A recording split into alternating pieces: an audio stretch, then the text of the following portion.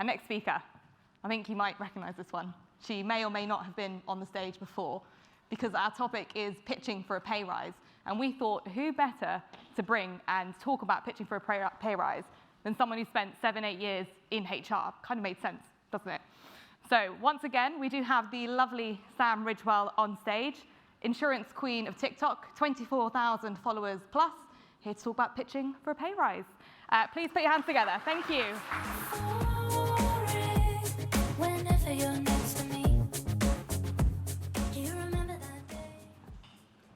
Nice to meet you all. Oh, I'm back. So there's one important conversation for us in careers, and annoyingly, it's often the most awkward one for us to have.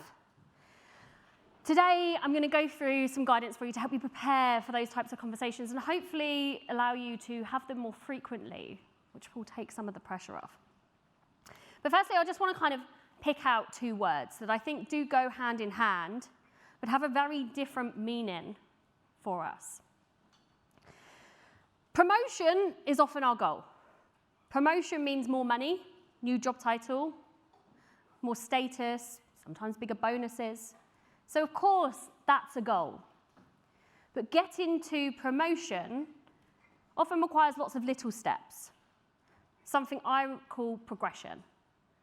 Progression is getting bigger accounts, being able to go on those business trips, shadowing people so you've got more opportunity to develop your skills, and maybe even managing people or mentoring people that are newer to your team.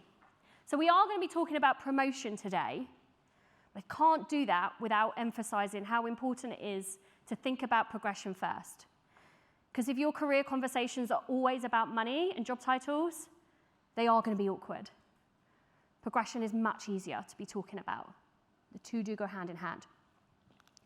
Okay, I'm going to share a story back to my career when I was in HR. I was promised a promotion. We've all been there, right? I was promised a promotion. It won't be too long away. Wasn't come in, have a conversation. Yeah, it's not too long away. Just keep waiting, keep doing the same, more of the same. Keep waiting. Then other people in the team got a promotion because somebody left. So I got really demotivated. I saw it as my opportunity being delayed for something that was outside of my control. And this was really quite early on in my career. And if I had a problem, I didn't talk about it. I internalized it. The way I internalized this problem was to not enjoy my job and do the bare minimum. Probably the old school version of quiet quitting, actually. But I made loads of mistakes. I started missing out on things. My performance started dropping. And all of a sudden, where I'd been lined up for a promotion, the conversations with my manager stopped being about how well I was doing and more were like, what is going on? This is a bit different. So I identified something I call the promotion slope. Over a period of time, you develop your skills, you develop your competency, you advance. And you hope that in turn will lead to a promotion.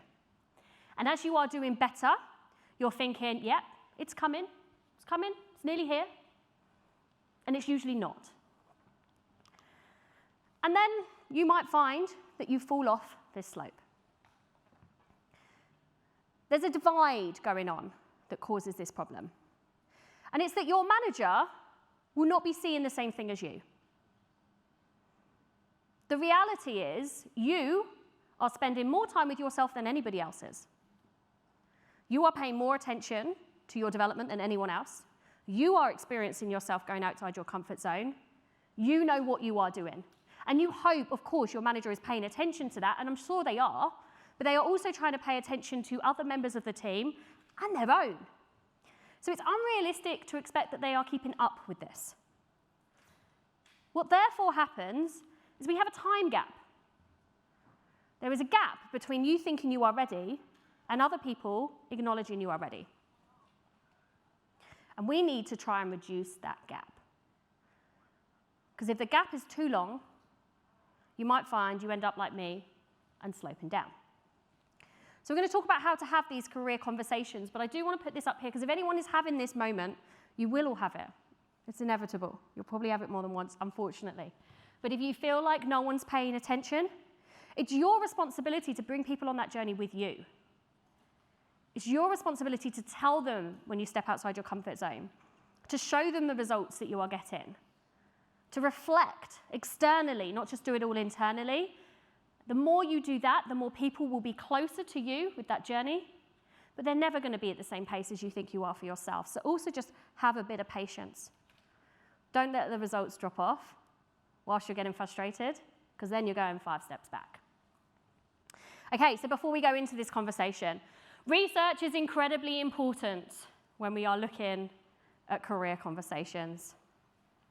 There's a few places I recommend that you think of for your research, internally and externally. Internally, within each organization, you will have your own way that things are done. And a lot of the time, you're not going to know them. Not until you're managing people, or certainly responsible for pay rises and benefits going on in there as well. It won't be information that's easy for you to access, but often it is information that you are allowed to know. Companies are often quite happy saying, yeah, we do all of our reviews in April. So really, it's sensible that you talk to your manager about this in November, December, because if you're talking to them in March, it's going to be too late, because this for us needs to go to the US, it's going to have to be approved, it's going to have to be circulated, there's a whole step. So if you're thinking I'm getting a pay rise in April, I need to ask my boss in March, you're probably 6 months late. But if you're in a small organization, that might be more than enough time. So you need to know what that sign-off process is.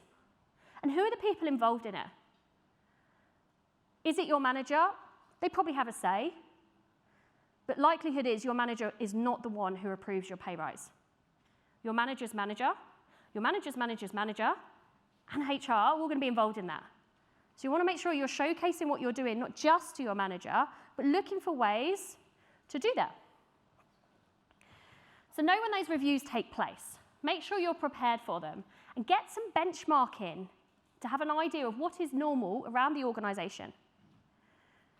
Now, generally, we don't have a lot of pay transparency in insurance. I'm not going to start that conversation today. We'll leave that one for TikTok. But benchmarking can be done by looking around at other people who are in the job above you and seeing what they do, seeing what their responsibilities are, what their qualifications are. What do the people who are doing the role that you're aspiring to do well? And look at how you can benchmark yourself to think, am I there yet? How do I get there? Externally, we are better at salary transparency. There is some great reports, actually, that show you benchmarked information on salaries and insurance. IPS is a really good one. I will be doing some TikToks on it because you guys keep asking. So it's worth having a look at those. What do they say the average is for somebody with your level of experience, for somebody with that area, somebody that location? And what is the experience that people require for the next roles? So when you're looking externally at job descriptions, how are you fit into those? And what are your gaps? But it's not all about the salary. You might see people who are paid more money than you who have the same job title. That's not necessarily great benchmarking to say I need to be paid more. Because you might also find there's a lot more scope in their role. There's a lot more hours in their role. There's less opportunity for progression. There's less development. There's less security. There are lots of other things that go on. So do look for salaries, but my warning is please don't hold everything on it. Because like we just heard, money in the short term is often not as valuable as money in the long term. So how do we go about having these conversations? Because they're awkward, right? Show of hands if anyone has asked for a pay rise yet in their career. Cool, about a quarter of the room. Nice. Okay. I'm not saying the message is everybody should, but what I'm saying nice is actually a lot of you haven't, and maybe haven't needed to. So we might find that there's not always a necessary expectation for that. But what do we want to think about before that conversation? Because like I say, it's a bit awkward. It creates a bit of anxiety for you. So you want to, in advance, have a think about what you want to say. What is important for you out of this conversation? Is it promotion, or can you be thinking about progression in there as well? How do you want to articulate that? When you're doing it, There's a lot of emotion involved. And if you haven't practiced it, you might find you go in the room and let it all out in the way that's not exactly how you wanted it to come out. Okay? So rehearse it, practice it, take the emotion out of it by repeating it so many times that you're actually bored of the conversation, because then it becomes more logical than emotional. And manage your own expectations, because that conversation is not going to be the one where you get an answer. You are not going to go in and ask your manager for a pay rise and leave the meeting with a pay rise. It's never going to happen because of these sewn-on processes. So your manager might hopefully go and have a conversation for you or give you some feedback on what you need to do. But if you're going in expecting a yes and you're not going to get one, you might walk out feeling like that meeting didn't go to plan, when actually you probably got all that you could hope for in an initial meeting. So manage those expectations for yourself. Now, when it comes to the conversations, 3 things we're going to have a look at. Setting the tone, your business case, and then what happens after. So setting the tone. State in your intentions is all about letting people know what it is that you're trying for in a way that allows them to understand the bigger picture for you. If you go in and say to somebody, I want to talk about my pay because I think I need a pay rise, then your intentions are all just about pay. Let's switch this around a little bit. We could say something like, I wanted to talk to you about my career because I really love my role here and I really like the opportunities I get and the amount that you support me. At some stage, I am looking at progression and potentially promotion, depending if you want to put that in that conversation yet. And I would really like it if we could be open and transparent about my career goals and your expectations to make sure this is an easy, regular conversation for us. So I was hoping I could share with you some of my thoughts on my situation at the moment. That is a much easier conversation for the manager. Because the manager's like, yeah, I can do that. We can collaborate.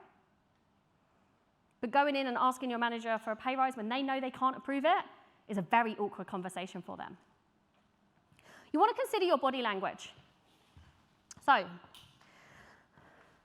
if I go into a conversation and I'm sitting tense because I'm really awkwardly been preparing for this, right? Kind of like holding on or gripping, hey, and I'm saying what I'm saying in the same tone of voice, but you probably don't feel very relaxed looking at me right now, right? But if I go in and maybe I'm more nervous about what I'm going to say, I shrink myself down. The term shrinking violet is a nice example of what we end up doing. Cross your feet together, tuck them under the chair, put your hands in, shrink down like this. Hey, I was hoping we could talk about my promotion. Hey, then you're probably not giving off that assertiveness or comfort from you, which is going to make the other person feel awkward. But if you just find yourself a balance of just talking like you normally would, hey, relaxing your shoulders, giving some open body language, and if it takes you a while to settle into that zone, bring a cup of coffee in, have a little chat first, relaxed first, and once you've created that environment, the other person's going to feel more relaxed. It's going to be a more effective conversation. It's not just about how you feel. Communication is more about how the other person receives your message than the message you deliver. So if we go in and say all the right things, but we're going like this, it's not going to go so well.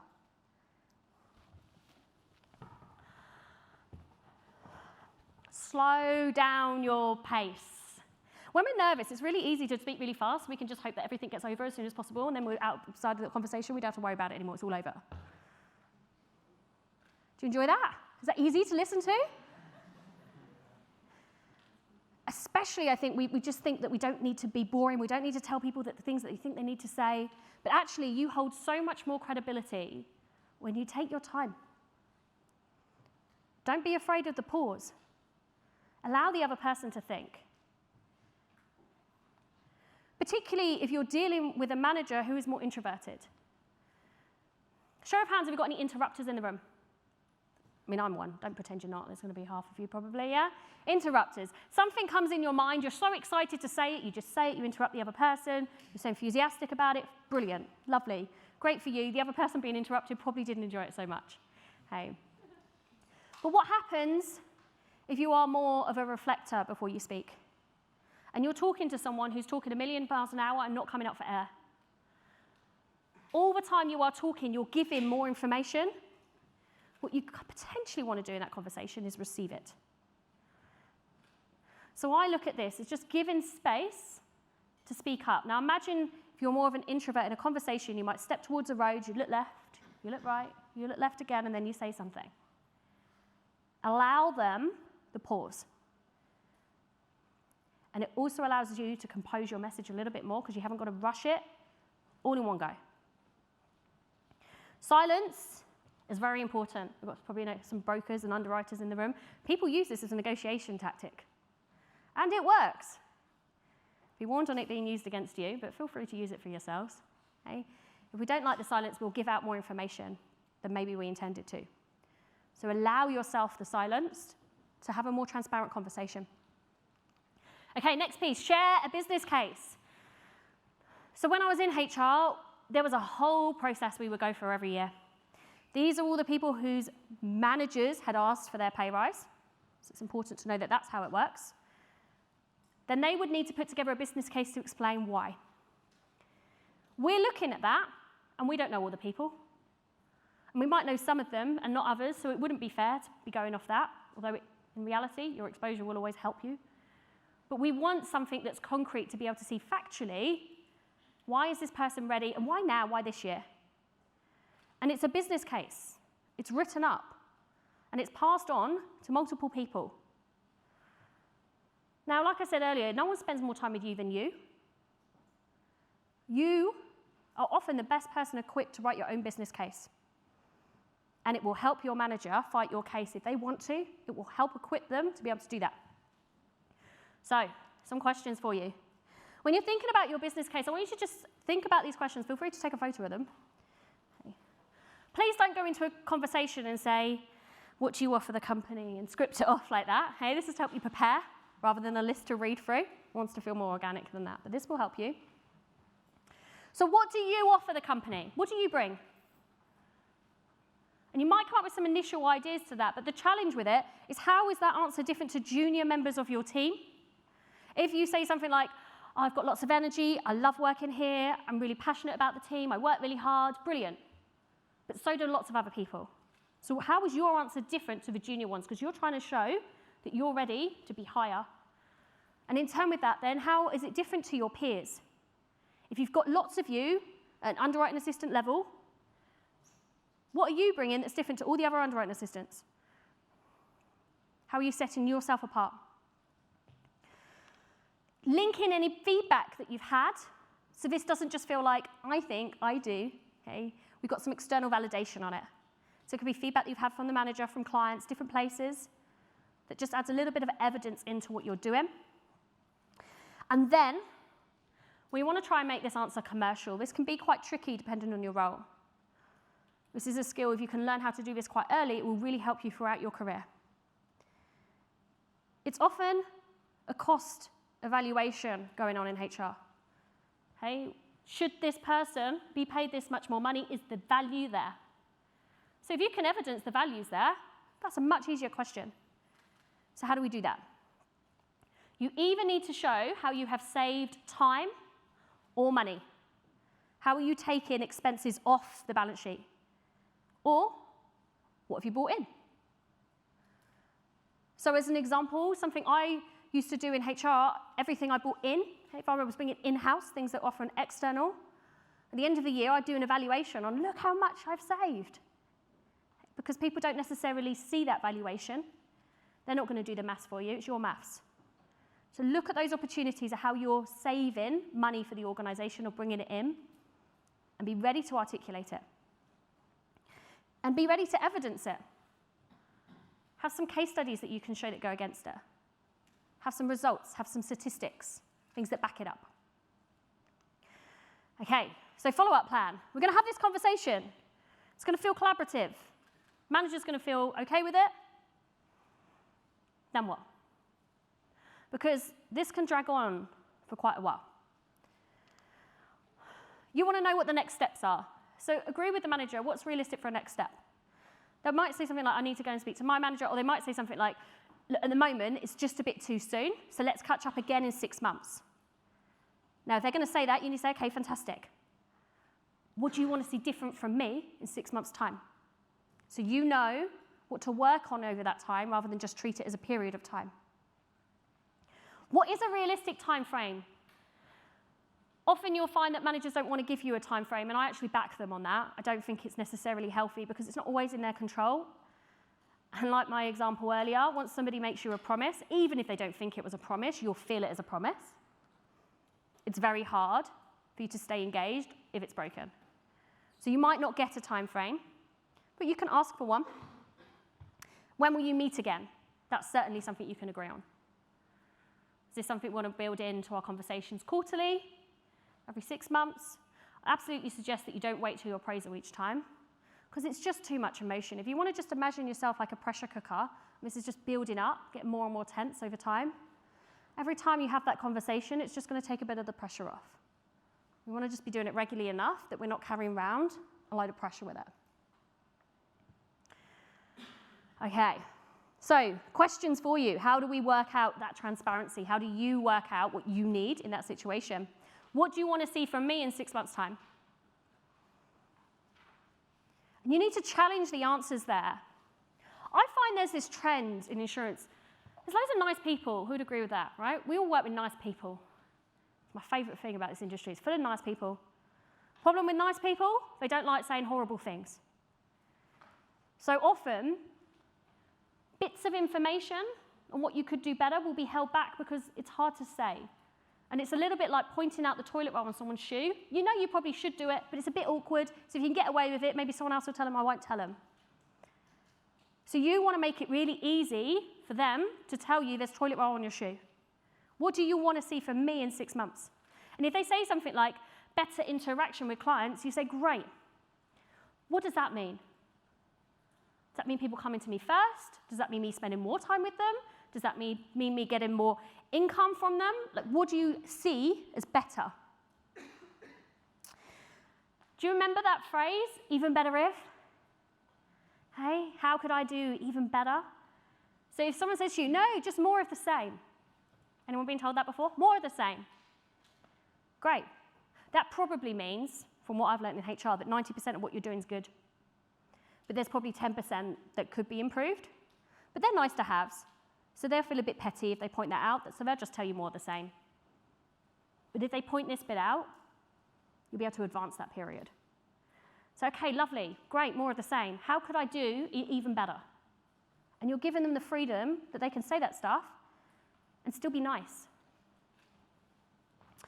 What stretch opportunities are there coming up that I can volunteer for? The reality, again, is that you will be volunteered for things when you're not in the room. You will be discounted for things when you're not in the room. Every time there's an opportunity in an organisation, it's unrealistic to think they're going to put it on the intranet and open it up for 100 applications and go through a selection process just because there's a new project. It's not going to happen. So let people know that you want them. You want to stretch yourself. You are going to be able to say yes to things. Make sure that you've got people champion you when you're not in the room. Okay, but what is the package? And I think this is really important to talk to young people about, because in HR I saw all of this, and when I talk to young people, everyone just kind of focuses on the top thing here, the salary. Of course it's important right now, hey? A little bit of money makes a big difference when you're in your first job. This other stuff is bigger picture, and it's worth just being aware that this is something that is available to you over your career and can be part of that conversation as well. So we have the salary, we have the short-term incentives. This is your bonus scheme that you're all probably aware of. And in some organisations, they'll explain how it's calculated. Others, they won't. Others, it's more discretional.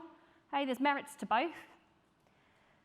But if there is a calculation behind it, you want to try and work out what that is. Because if you know what's going into it, then you know how you can influence your potential bonus. There's another thing called long-term incentives. Anyone heard of these? Yeah, this is a thing, a couple of you. I wonder if you're in HR. A couple of you. This is a big part of the package as you get more senior. So I'm not telling you to go and ask for these. You're not going to get it yet. But I want you to know it's there, because if you have got a network of people who have senior roles, you'll know this. And if you don't, you won't. And that's just not fair. So in the heart of transparency, I want you to know these exist. Long-term incentives are bonuses that you get that you won't get paid out for 3 years. And that allows organizations to retain very senior talent. So if you leave, you're saying goodbye to a considerable pot of money, which you might negotiate in your next job, always ask, okay? But it allows them to be retained. So at a certain point, when you start getting to a level of seniority, you want to be asking about this. It comes at different levels in different organizations, but know it's there. Pension is important. Again, if you're benchmarking, you might be looking at an organization, they pay more, but your pension is incredibly higher, or your bonus is incredibly high. You want to look at this as a package. And flexible benefits. What's important to you? Generally, we see with your generation, the younger generation, that you like things that are more kind of short-term, okay? But there's a lot of longer-term benefits in terms of insurances and security that might be more interesting for you later on. So if you have got that option to pick and choose where your benefits are coming from, that's a real advantage. You want to make sure you're using that wisely. Okay, so if I can leave you with one thing, I want to encourage you to stay in touch. But also to have a conversation with your manager in the next couple of weeks. The closer you get to renewal season, the more unrealistic it is to happen anyway. But I want you to just have a conversation, and don't call it a promotion or a pay rise conversation, because that, I think, is just too small. Have a conversation about your progression. Ask them how you're doing, how you could do even better, what they would want to see differently from you in a few months' time. Tell them that you welcome that advice and that feedback. Create an environment that means this conversation doesn't have to be awkward. Because when you need to have it, when you're about to fall off that slump, you don't want it to be a hard conversation to have. That's it.